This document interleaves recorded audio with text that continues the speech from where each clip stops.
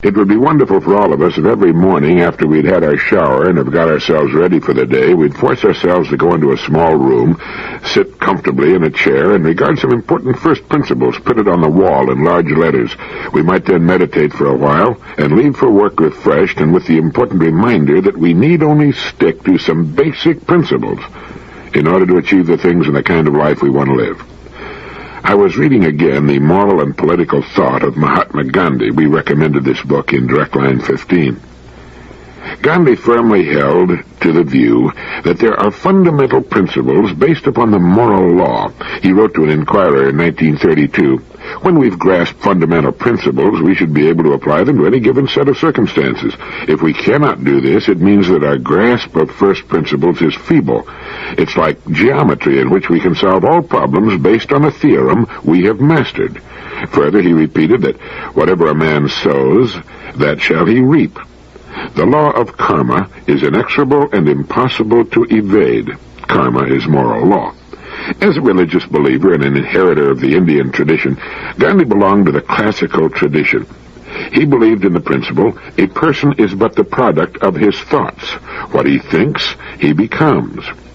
Now, as his biographer, Professor Raghavan N. Iyer, writes, "No saint or politician before our century could have achieved in his lifetime the worldwide attention that Gandhi received. He had his detractors, but made no enemies, and he won the deep affection of vast numbers of people, as well as of his eminent contemporaries. He's been classed with the Buddha, Socrates, and the Bhakti saints of medieval India. He's been celebrated as perhaps the greatest man of our century by men as different as the Dalai Lama, E.M. Forster, and Lord Samuel. Einstein has surmised that generations to come will scarcely believe that such a one as this, ever in flesh and blood, walked upon this earth." Yet Gandhi himself said, "I have no desire to found a sect. I am really too ambitious to be satisfied with a sect for a following, for I represent no new truths. I endeavor to follow and represent truth as I know it, and I do claim to throw a new light on many an old truth." So here, let us agree, was one of the greatest men of all time. He said he could present no new truths, but held to the view that there are fundamental principles to which we can return which will work for all situations. And these are the ones, repeated again and again down through our recorded history by the greatest human beings our species has produced, that we might have printed on that wall to look at and repeat aloud perhaps every morning before we begin our day, and which let's talk about, along with some other important principles, in this issue of Direct Line. Here we've touched on two. They are, whatever a person sows, that shall he reap, and a person is but the product of his thoughts. What he thinks, he becomes. Now, here are two laws of human navigation which are as infallible as the movement of the heavenly bodies, stars by which each of us can set his course and rest content that he'll reach his destination. Now, that's good to know in these times. It's good to remind ourselves that out of the incredible welter of confusion we find about us, with signs of moral breakdown everywhere evident, we can quietly return to these great principles and get ourselves and our loved ones back on course. We all tend to give superficial credence to the great moral laws we were taught in our youth, but most of us don't really believe they're true. A president would never be charged with the articles of impeachment if he really believed that as we sow, so shall we reap. Members of the cabinet would never find themselves facing fines and imprisonment if they really believed that as we sow, so shall we reap. Now, one of the most important reasons for reading the moral and political thought of Mahatma Gandhi is to understand once again that you can't separate basic principles into two camps, one for ordinary people and one for politicians. It's like geometry in which we can solve all problems based on a theorem we've mastered. Now, once we understand it, these aren't happy little Pollyanna sayings meant only for the delusion of small children, but that these first principles are laws which cannot be avoided, and which govern our daily lives whether we like it or not. We can choose to live with and by them, and reap whatever we will from this most important experience we call life. Now, knowing we'll reap what we sow, we need only sow with deliberation, just as does the farmer. What do we wish to reap all the years of our lives? Then let us sow that, today and tomorrow, and next Friday, and the following Wednesday, and every day of our lives. That's just good judgment. But we must believe that these first principles really work. We need to know that there's no escaping them. There's no place on earth to which we can run and hide from these unchanging laws. So why spend our lives in unending frustration trying to break them when all we need to do is live by them? By starting out each day knowing that as we sow, so shall we reap. We shall sow that which we're desirous of reaping. We shall sow that which is good, that which is of benefit, that which is productive, that which represents our best efforts. Saying that as we sow, so shall we reap is simply another and better way of saying that our rewards all the years of our lives will be in direct proportion to our service, our contribution to those we've chosen to serve. Now that's not difficult, and it's great to be able to relax in the certain knowledge that we can reap abundance all the years of our lives. We know what we will reap simply by taking care as to what we sow. And we talked about Gandhi in the book The Moral and Political Thought of Mahatma Gandhi in direct line 15, and mentioned that to Gandhi it's necessary to do what seems to be right in scorn of consequences. And every single act must be justified in terms of the ultimate unchanging values rather than the immediate results that are expected to emerge. And I think this is the test of whether a person really believes in these laws or not. Every single act must be justified in terms of the ultimate unchanging values. That means that we never cut corners for the sake of expediency, or feel that no one's looking, or that there's no chance of being caught or detected, or that this is a sure thing, just this once and never again. There are no exceptions. Unless we feel it's worth paying the price, reaping what we've sown. It's as ridiculous to expect to get away with it this once as it is to expect one stone not to fall when we release it. If 10,000 stones will fall to the earth when released, the next one will too. There are no exceptions, and the ways of reaping the negative results of the wrong things we've sown are as numerous and as varied as are reaping the positive benefits of the good things we've done and are doing. In fact, once the conscious use of these laws is made a part of our daily lives, half the fun is watching to see how and in what form the benefits arrive.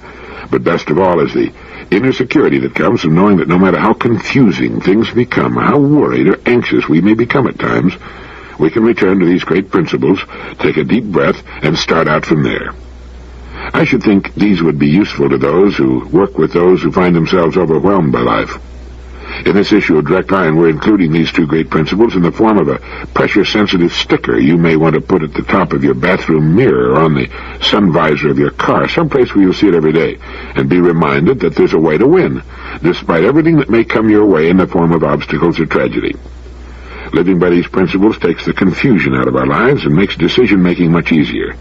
When we're faced with a situation, no matter how attractive it appears on the surface, which we know to be shady or shaky, well, there's no hesitation, no agonizing about it. We say no. It isn't a matter whether it's $50 or $10,000 or $1 million or seeming benefit at the expense of someone else. We say no as a matter of principle. On the other hand, we say yes to things which others think excessively risky simply because they meet our preset parameters. And living by these principles, we can certainly say yes to life. Just a few minutes a day will do it, reminding ourselves of two principles which will keep us on course and assure our success. It's said that one of the most serious problems affecting modern life today is a kind of chronic depression. Not an economic depression, but a psychological depression. It's said to be affecting millions, and it's believed by such outstanding researchers as Kierkegaard that despair means not being oneself. If we look for the cause of our depression, it may often lie in what we're trying to do or the way in which we're trying to do it. We're not being ourselves, doing what we should be doing, nor working toward what we should be working toward. In some ways, our society is like a crowd of people rushing toward a fire sale. It's easy to get stampeded right along with them. We can find ourselves moving along with the crowd without knowing why, and just assuming that because so many people are moving together, they must know what they're doing or where they're going. Not necessarily. Maybe we've been conned. And did you ever get a real bargain at a sale? Something genuinely worthwhile at less than its retail value, its real value? Now, maybe it's possible, but I never have. Usually you get what you pay for, and what looks like a bargain as often as not turns out to be a pile of junk, not worth the time, effort, or the money. I think a lot of the depression around is caused by people not being themselves, but instead trying to fit themselves into a role for which they're not really built and which they really don't like. And the longer they stay on that treadmill, the more despondent they become and the less purpose they can find in living and keeping up the motions. Know thyself.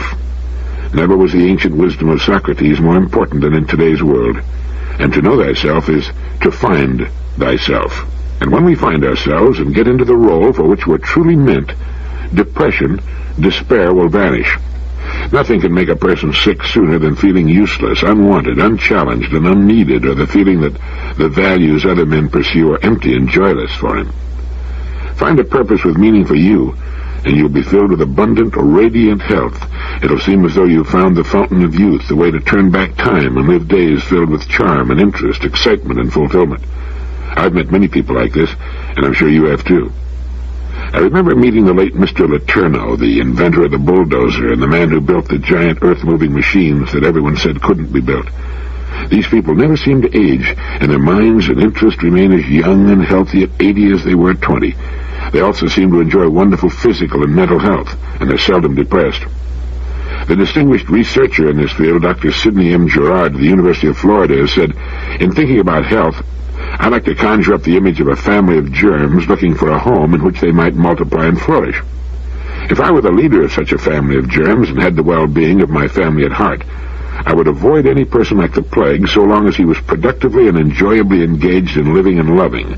I'd wait until he lost hope or became discouraged or became ground down by the requirements of respectable role-playing.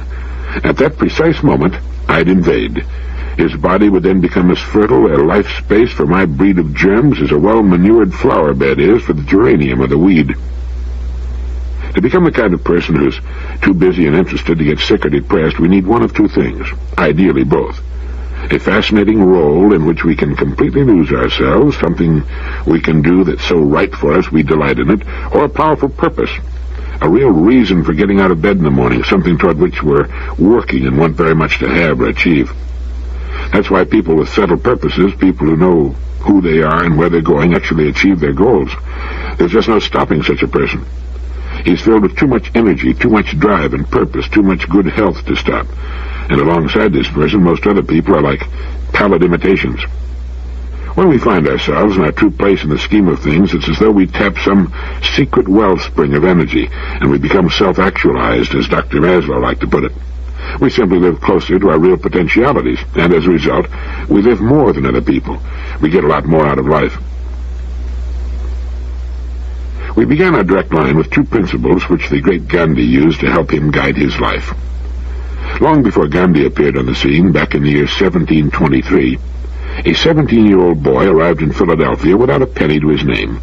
At the age of 42, he retired, wealthy. During his lifetime, he also became the country's most outstanding statesman, scientist, and philosopher. He helped draft the Declaration of Independence and was one of its signers. He was the first American success of the Horatio Alger variety, and he was, of course, Benjamin Franklin. And he used the living by principles method, too. Having an inventive mind and just starting out and deeply in debt, he looked for the essential principles of successful living. And after much thought and study, he devised a method so simple, yet at the same time so practical, that anyone can use it. He chose 13 principles, 13 subjects which, if he could master them, he felt would lead to the success he sought. He gave a week's strict attention to each one so that he could practice the entire list of 13 subjects 4 times a year. When he was 79 years old, he wrote more about this idea than anything else that ever happened to him in his entire life. 15 pages. For to this list and the way he practiced it, he felt that he owed all his success and happiness. And he ended by writing, "I hope, therefore, that some of my descendants may follow the example and reap the benefit." So, for any person who wants to be as successful as Ben Franklin, here are his 13 principles. The idea is to practice each in order for a week, going through the list 4 times a year, every year. Number 1, temperance. Eat not to dullness, drink not to elevation. 2, silence. Speak not but what may benefit others or yourself. Avoid trifling conversation. 3, order. Let all your things have their places. Let each part of your business have its time. 4, resolution. Resolve to perform what you ought. Perform without fail what you resolve. 5, frugality. Make no expense but to do good to others or yourself. Waste nothing. 6, industry. Lose no time. Be always employed in something useful. Cut off all unnecessary actions. 7, sincerity. Use no hurtful deceit. Think innocently and justly, and if you speak, speak accordingly. 8. Justice. Wrong none by doing injuries or omitting the benefits that are your duty. 9. Moderation. Avoid extremes. Forbear resenting injuries so much as you think they deserve. 10. Cleanliness. Tolerate no uncleanliness in body, clothes, or habitation. 11. Tranquility. Be not disturbed at trifles, or at accidents common or unavoidable. 12. Chastity. And lastly, 13. Humility. Imitate Jesus and Socrates. Now, no one before or since has been more successful than Benjamin Franklin, and he gives the credit to that list of 13 principles, each to be practiced in order for a week at a time, so that all of them can become habits. They'll work today as well as they did then. I've got another book to recommend to you, particularly if you're the fast-moving, high-powered, racing-the-clock type of person. The book is entitled Type A Behavior and Your Heart. Now, here's a book that might add years to your life, and good years, too. These are the cardiologists who have identified the #1 cause of heart attack. And there's a lot more here than good medical advice. The title of the book is, again, Type A Behavior and Your Heart. It's published by Alfred Knopf. It's by Meyer Friedman and Ray H. Rosenman, both medical doctors and both having spent many, many years of their lives studying this particular subject and working in this field. Reading this book will cause a person to take a new long look at himself and his life and goals. The Type A person in a headlong rush toward success is more often than not in a headlong rush toward a coronary, and so busy trying to avoid wasting time that he wastes his life instead, and they point out that hurrying seldom accomplishes anything worthwhile. In the chapter on what to do if you're Type A, the doctors point out that if you are a Type A person, it's more than likely that you've never submitted your basic capacities and qualities to a rigorous self-appraisal. If you wish to diminish the intensity of the behavior pattern, you must try. Until such an appraisal is made, you never will know just how strong or weak your intellectual and emotional processes really are. Lacking such self-knowledge, you can't help feeling insecure. Your basic security does not depend upon, nor can it be safeguarded by, the opinions of your friends and associates. It depends upon your own precise awareness not only of your positive qualities and capacities, but also of your inadequacies. In fact, facing up to the latter, your inadequacies may well increase your sense of security rather than diminish it.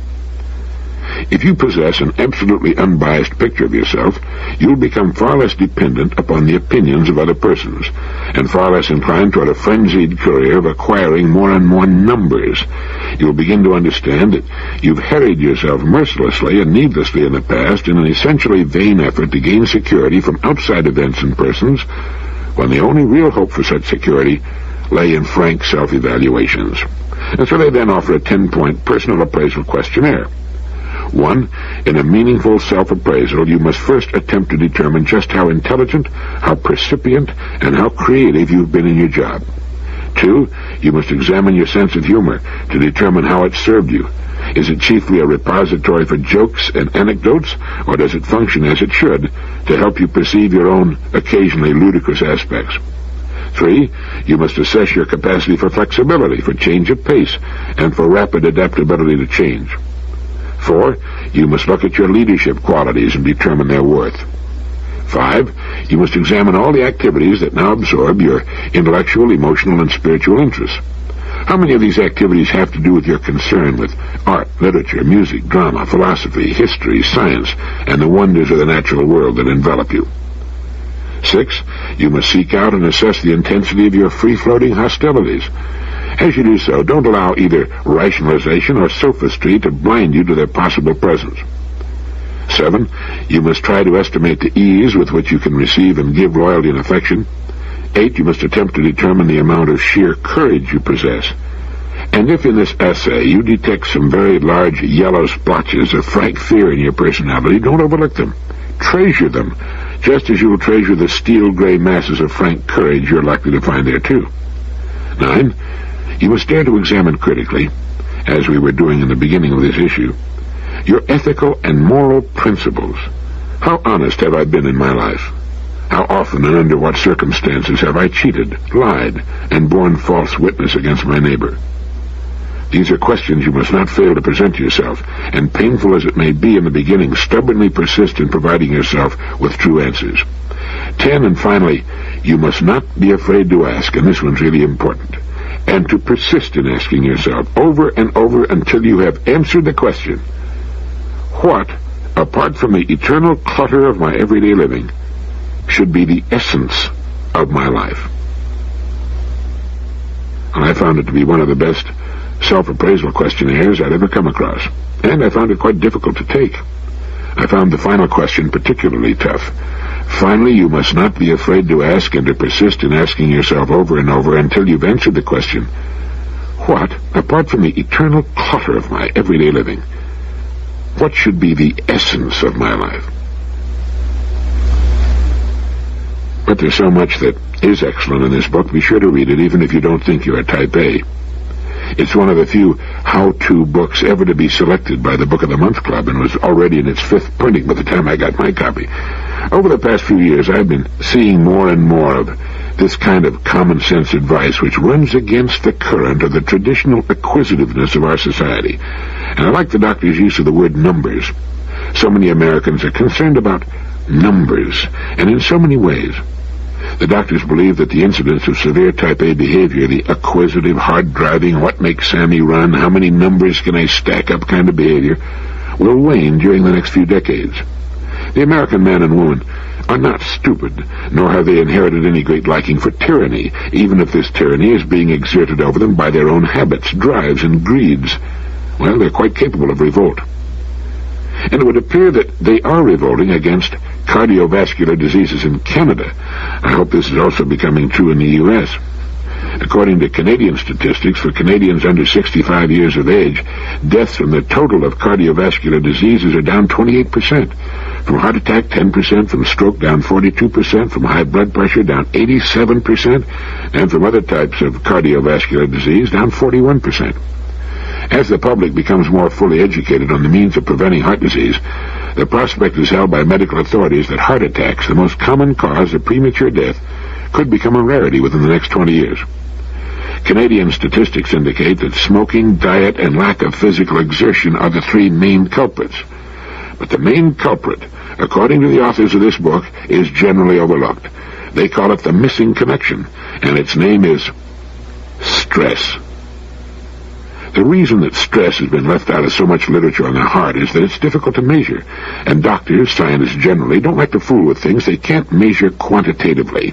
In fact, an impressive study issued in 1971 by a specially designated committee of the Royal Society of New Zealand concerning the causes of coronary heart disease, a single sentence is allotted to the factor that the authors of this book believe to be the major one. They wrote, some members of the committee feel, it said, that until more satisfactory means of measuring stress are developed, that no firm conclusion should be drawn concerning this risk in CHD, coronary heart disease. In any event, the good doctors go on to say, emotional stress of any variety, because of its resistance to precise measurement, has been shamefully neglected by quantitatively oriented cardiac researchers. If the smoking of cigarettes could not be measured by the number of cigarettes smoked per day, if the ingestion of saturated fats could not be measured by the number of calories ingested, and if physical exercise were similarly incapable of being measured by the number of hours employed in this activity, none of these factors today would be considered as lethal as they are now. Nature, unfortunately, cares very little if man can or cannot measure some phenomena in terms that are acceptable to him. But let us not obscure the issue by reference to vague generalizations. Hundreds of thousands of Americans have died, are dying, and will continue to die of the tragic complex of nervous factors that these authors have designated Type A behavior pattern. Yet its existence has been largely overlooked because it still cannot be described in quantitatively acceptable terms. In their search for some reason to account for the epidemic-like increase in coronary artery disease in the past half-century, most scientists sought for such possible changes in only those substances which man ate, drank, or inhaled. They were not acutely aware of any changes taking place in Western man's spiritual ambience, even though their own scientific colleagues were chiefly responsible for them. Like the rest of us, they were able to adjust to such changes because they occurred gradually. Although consciously we've managed to adjust to the emotional strains of modern life, The real question is whether we've managed to adjust our subconscious mental and our unconscious body process to these emotional strains. Several extraordinarily acute and percipient scholars of Western society were not at all certain that we would ever be able to adjust to the changes in our ambience. De Tocqueville, Thoreau, Henry Adams, and Sir William Osler, among many others, both in the last century and in this one, warned of the dangers of the increasing pace of living that was afflicting Western man in general and Americans in particular. Anyway, stress is the missing connection, and you'll find out why and where it came from by reading this fine book. And may I suggest that you give copies of it to your friends? That's what I'm doing. You may help them live longer. 16 issues of Direct Line ago, when I first started this program, I recommended that we ask ourselves just what it is we really want. Chances are we don't want as much as we think we do, or as much as our society tries to push us into believing we do. We tend to be carried along by the crowd, keep up with the Joneses who are trying to keep up with us. By sitting down and working some of these questions out, we may well find that we don't need to strain and sweat and worry at all. We sure as heck don't need to hurry.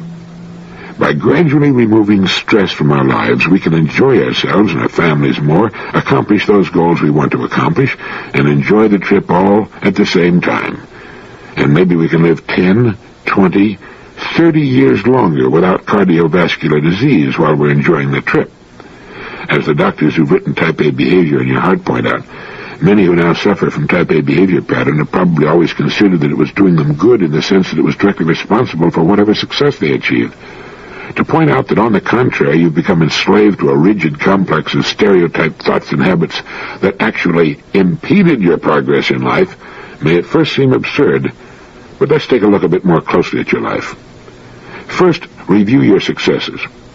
How often were they really due to impatience? Were you ever promoted or did you achieve success in your job, position, business, or profession because you did things faster than anyone else? Or because you easily became hostile or belligerent?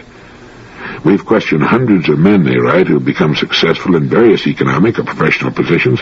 Not a single one of these men, when asked to deliberate a bit about the causes of their success, ever concluded that any component of Type A behavior pattern had been significantly responsible.